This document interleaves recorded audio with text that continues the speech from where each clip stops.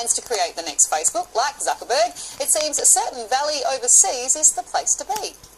Silicon Valley is the biggest technology hub in the world, home to Google, Facebook, Twitter, Apple. Almost half of all tech venture capital investments in the world flow through here. Anyone that works in technology, you're going to go to the Mecca, which is in Silicon Valley, just like anyone that works in entertainment is going to go to Hollywood. There are about 10,000 Aussies working in the tech industry in the San Francisco Bay Area.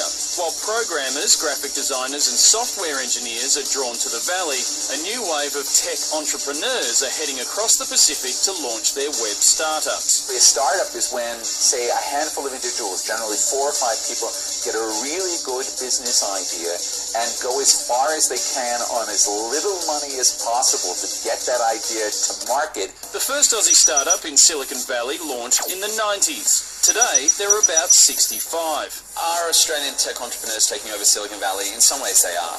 What's really sort of obvious is how many of them have been successful in recent years. Last year, startups in Australia raised just $120 million from investors, while in Silicon Valley, 3 Aussie startups alone raised $160 million. Patrick Llewellyn from 99 Designs is one of those 3 success stories. A US investor ploughed $35 million into the company, a website that connects designers with small business. If you want to stay in Australia and you want to continue to operate business, I think it can sometimes hinder you. I think it's difficult, however way you cut it, to get investment whilst you're purely an Australian business. Business has quadrupled for 99 Designs since it moved its base to Silicon Valley. And Patrick says being an Aussie is definitely an advantage. And I think there's a real affinity between Americans and Australians. Just generally, we like them, they like us, so that's a good place to start. The Aussie brand is just one of the most powerful brands in America. Like, I've seen Aussie shampoo and it's got no connection to Australia, but people love Aussie, so they want to buy the shampoo. Elia Bazanis is a serial entrepreneur.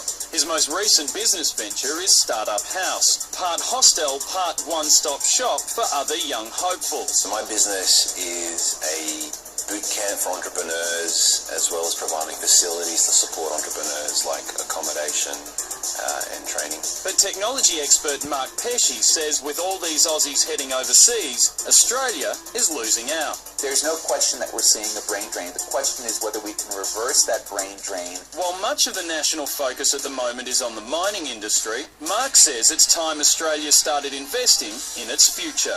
If we have wealthy people in America who are smart enough to invest in startups, why don't we have smart people who are wealthy in Australia investing in startups here? Even though I do plan to come back one day, it's the things I've learned, the jobs I've had, the people